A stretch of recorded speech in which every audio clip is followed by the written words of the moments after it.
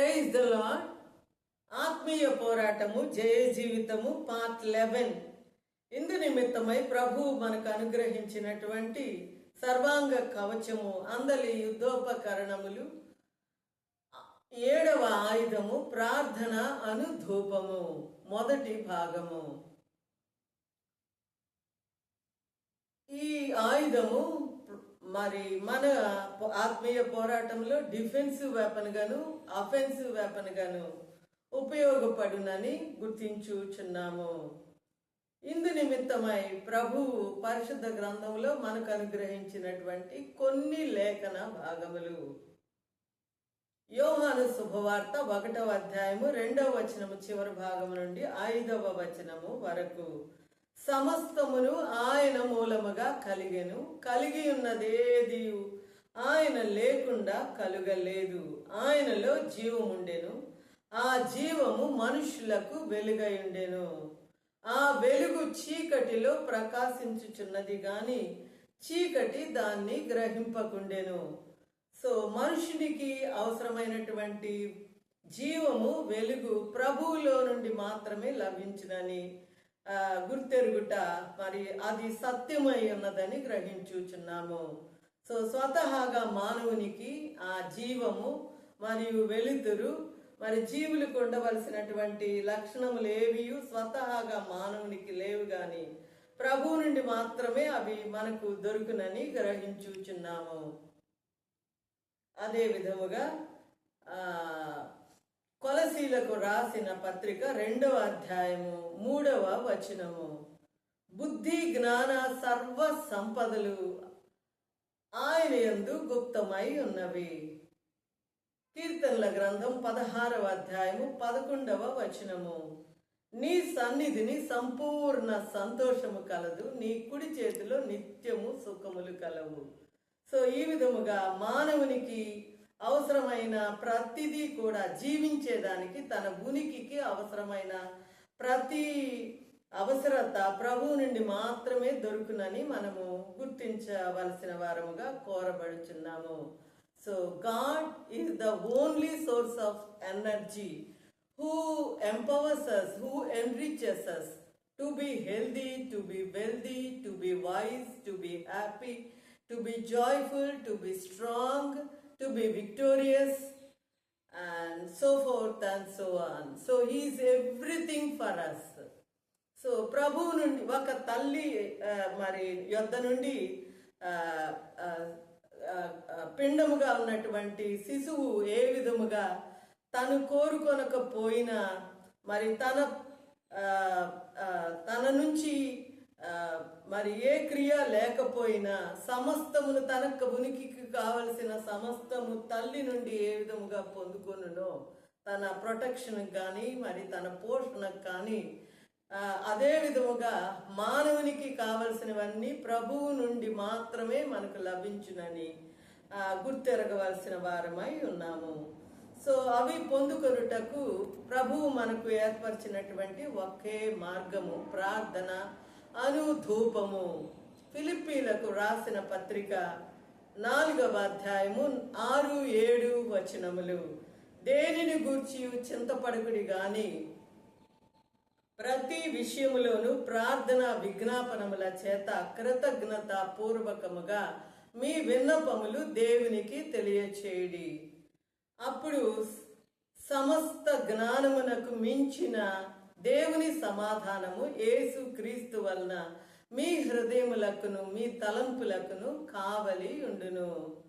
అయితే మరి కొన్ని సమయములలో మానవులు ఈ విషయమును విస్మరించిన వారై ఇర్మియా గ్రంథం 2వ అధ్యాయం 13వ వచనంలో వ్రాయబడినట్లుగా, నా ప్రజలు 2 నేరములు చేసి ఉన్నారు, జీవజలముల ఓటనైన నన్ను విసర్జించి ఉన్నారు, తమ కొరకు తొట్లను అనగా బద్దలై నీళ్లు నిలవని తొట్లను తొలిపించుకొని ఉన్నారు.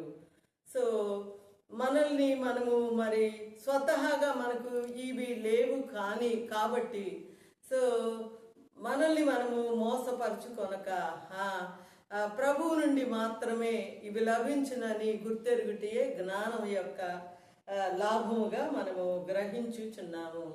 సో అవి అన్నీ పొందుకొనవలనన్న మానవునికి ప్రభు ఏర్పరిచినటువంటి సాధనము, ఆయుధము ప్రార్థన అను ధూపముగా గుర్తించుచున్నాము. ఆది కాండము 4వ అధ్యాయము 26వ వచనము. మరియు షేతునకు కూడా కుమారుడు పుట్టెను, అతనికి ఎనోష్ అను పేరు పెట్టెను. అప్పుడు యెహోవా నామమున ప్రార్థన చేయుట ఆరంభమైనది. సో ఈ విధముగా ప్రార్థన మరి మానవుని యొక్క జీవితంలో ప్రవేశింపబడినట్లుగా మనము గుర్తించుచున్నాము. అది మరి కొనసాగుతూ అనేక మంది దైవజనులు దాని తదనంతరము ప్రార్థన అను ధూపమును ఉపయోగించి తమ తమ జీవితములలో గొప్ప గొప్ప కార్యములు, మానవునికి అసాధ్యమైన కార్యములు, వారి ఉనికికి కావలసినటువంటి అన్ని అవసరతలు ప్రార్థన ద్వారా పొందుకొనినట్లుగా మనము గుర్తించున్నాము. కీర్తనల గ్రంథం 99వ అధ్యాయము 6వ వచనము నుండి, ఆయన యాజకులలో మోషే అహరోనులుండిరి, ఆయన నామమును బట్టి ప్రార్థన చేయువారిలో సమూయేలు ఉండెను. వారు యెహోవాకు మొర్రపెట్టగా ఆయన వారికి ఉత్తరమిచ్చెను. మేఘ స్తంభములో నుండి ఆయన వారితో మాట్లాడెను. వారు ఆయన శాసనములను అనుసరించిరి, ఆయన తమకిచ్చిన కట్టడను వారు అనుసరించిరి. ఈ విధముగా మరి వారి క్రియలను బట్టి ప్రతీకారము చేయుచునే వారి విషయంలో ప్రభు పాపమును పరిహరించిన వారిగా మరి మనము గమనించుచున్నాము. సో వారు మాత్రమే కాక అనేక మంది దైవజనులు తమ తమ జీవితములలో ఈ ప్రార్థనను ఆయుధమును ఉపయోగించి ఎన్నో గొప్ప కార్యములను వారు రుచి చూచిన వారిగా మనము గుర్తించున్నాము. దైవజనుడు అయిన మోషే వద్ద నుండి ప్రారంభించి మరి మోషే ప్రార్థించినప్పుడు ఎర్ర సముద్రము పాయలుగా చేల్చబడుట, మరి ఆకాశము నుండి మన్నా ఆహారముగా మరి కురియుట, బండ నుండి నీళ్లు ప్రవహించుట, యెహోషువ ప్రార్థించినప్పుడు సూర్యుడు ఒకనాడెల్లా మరి తన పదమునందు ఇష్టపడక గిబియోనులో నిలిచిపోవుట, చంద్రుడు అయాలోన్లో ఆగిపోవుట, సంసోను ప్రార్థించినప్పుడు తన జీవిత కాలములో సంహరించినటువంటి శత్రువుల యొక్క సంఖ్య కంటే ఆఖరి దినమున తాను ప్రార్థించినప్పుడు తను సంహరించినటువంటి విరోధుల శత్రువుల యొక్క సంఖ్య అధికముగా ఉన్నట్లు ఈ విధంగా ఎన్నో ఎన్నో అద్భుత కార్యాలు పరిశుద్ధ గ్రంథంలో మనము గమనించగలము. సో మరి అదే విధముగా కీర్తనల గ్రంథములో మనము పరిశీలించినప్పుడు కీర్తనల గ్రంథం 2వ అధ్యాయము 4వ అధ్యాయము 1వ వచనములో, నా నీతికి ఆధారమగు దేవా, నేను మొర్రపెట్టినప్పుడు నాకు ఉత్తరమిమ్ము, ఇరుకులో నాకు విశాలత కలుగు చేసిన వాడవు నీవే, నన్ను కరుణించి నా ప్రార్థన అంగీకరించుము. 5వ అధ్యాయము 2-3 వచనములు, నా రాజా, నా దేవా, నా ఆర్తధ్వని ఆలకింపుము, నిన్నే ప్రార్థించుచున్నాను.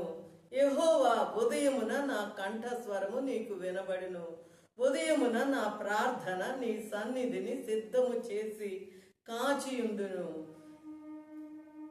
కీర్తనల గ్రంథం 34వ అధ్యాయము 4వ వచనము, నేను యెహోవా యొద్ద విచారణ చేయగా ఆయన నాకు ఉత్తరమిచ్చెను, నాకు కలిగిన భయములన్నిటిలో నుండి ఆయన నన్ను తప్పించెను.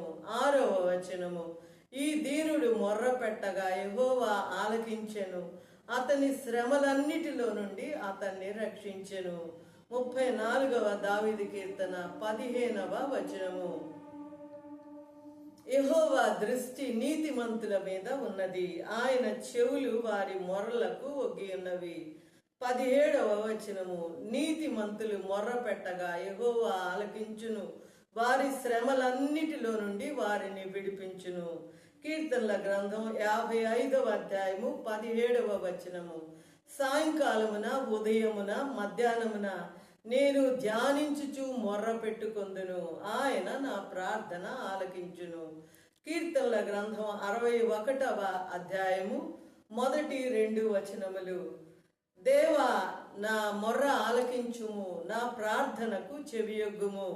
నా ప్రాణము తల్లడిల్లగా భూదిగంతముల నుండి నీకు మొరపెట్టుకొనుచున్నాను. నేను ఎక్కలేనంత ఎత్తైన కొండపైకి నన్ను ఎక్కించుము. కీర్తనల గ్రంథం 66వ అధ్యాయం 18-20 వచనములు.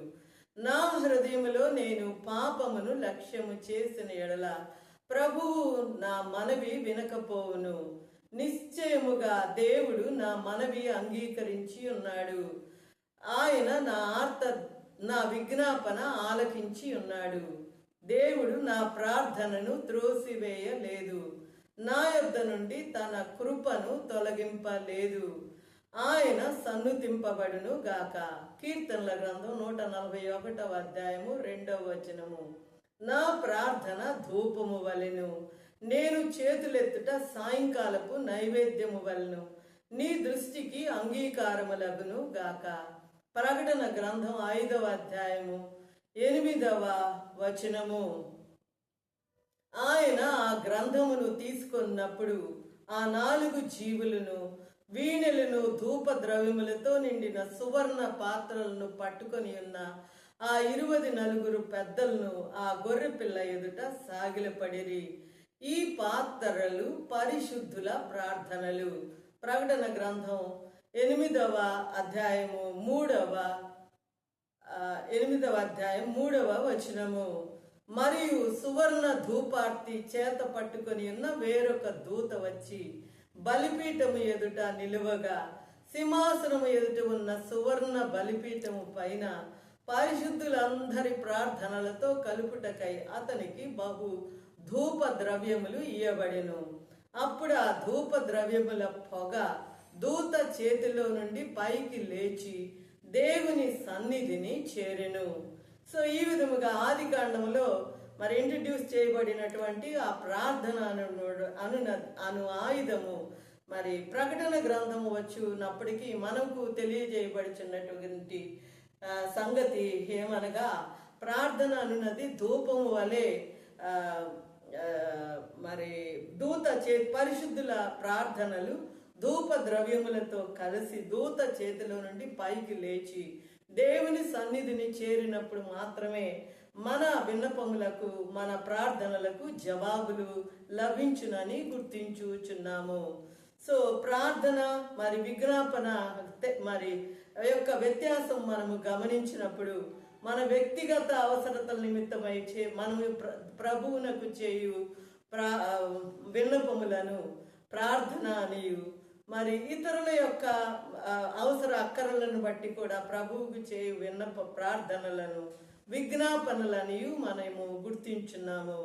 ఈ విధముగా మన మొర్ర, ఇశ్రాయేలీయులు చేయు మొర్ర ప్రభు సన్నిధికి చేరినప్పుడు ఐగుప్తు బానిసత్వం నుంచి మరి వారు విడిపించబడినట్లుగా సో మనము గమనించున్నాము. అదే విధంగా మరి మన సమస్యల నుంచి మనము విడిపించబడవలయునన్న, అనగా ఆత్మీయ పోరాటంలో జయ జీవితము కలిగి ఉండవలయునన్న ఈ ప్రార్థన మరి విజ్ఞాపన అను ఆయుధములను ఉపయోగించి ప్రభు సన్నిధిలో మనము మొరపెట్టినప్పుడు, ప్రార్థించినప్పుడు, వేడుకొనినప్పుడు, బతిమాలికొనినప్పుడు మనకు కావలసినటువంటి అక్కర్లన్నీ పొందుకొనగలమని గుర్తించున్నాము. సో ఈ విధముగా ప్రార్థనను ధూపము ప్రభు సన్నిధిని చేరినప్పుడు మాత్రమే, మరి ప్రభు యొక్క అనుమతి ద్వారా మాత్రమే, ప్రభు మనకు తన అనుగ్రహము చూపినప్పుడు మాత్రమే మనము ఈ జయ జీవితమును కలిగి ఉండగలమని గుర్తించున్నాము. సో ఒక మనిషికి శ్వాస అనున్నది మరి ఎంత అత్యవసరమో, అదే విధముగా విశ్వాసికి తన ఆత్మీయ పోరాటంలో జయ జీవితము కలిగి ఉండవలెననిన ప్రార్థనను ధూపము అంత అత్యవసరమైన ఆయుధముగా మనము గ్రహించుచున్నాము. సో ప్రభువు నుండి అనుమతి ద్వారా మాత్రమే ఆ జయమును పొందుకొనగలము గాని మన స్వతహాగా సొంత ప్రయత్నముల ద్వారా, సొంత నీతి ద్వారా అది మనము ఆ జయమును పొందలేము గనుక అది గ్రహించిన వారమై ప్రభువుతో నిత్య సహవాసము కలిగిన వారమై, సన్నిహితత్వము కలిగిన వారమై, ప్రభువుతో సమయము గడుపు వారముగా ఉన్నప్పుడు మాత్రమే ఈ ఆయుధమును మనం ఉపయోగించి మరి మన రక్షణకు అనగా మన అవసరతల్లో జయం పొందుటకు కావలసిన శక్తిని అనగా డిఫెన్సివ్ వెపన్గా ఉపయోగించుకున్నటకు కావలసిన శక్తిని, అదే విధముగా మన విరోధి అయిన అపవాదిని ఎదిరించుటకు, ఓడించుటకు, మరి విరోధులను ఓడించుటకు, ఎదిరించుటకు, ఆ దుష్ట శక్తులను నశింపచేయుటకు కావలసిన శక్తి ప్రభువు నుండి మాత్రమే మనకు దొరుకునని గ్రహించిన వారమై ఈ ప్రార్థనను ఆయుధమును కలిగి మన ఆత్మీయ పోరాటములో పలుకుచున్న నేను వినుచున్న మనమందరము జయ జీవితము కలిగి ఉందుము గాక. హల్లెలూయా ఆమేన్, హల్లెలూయా ఆమేన్, హల్లెలూయా ఆమేన్.